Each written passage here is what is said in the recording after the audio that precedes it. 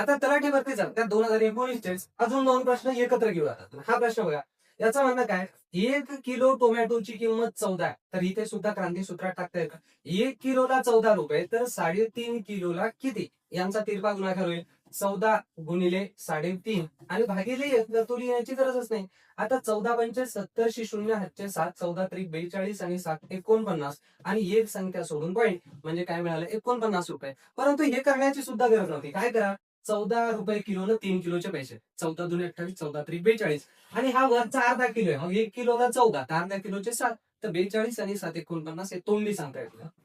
यामध्ये त्याचं म्हणणं असं आहे की 5 मिनिटामध्ये 600 मीटर मीटर मध्ये तर एका तासात म्हणजे ताशी वेग किती तर एका तासात किती मिनिटं असतात 60.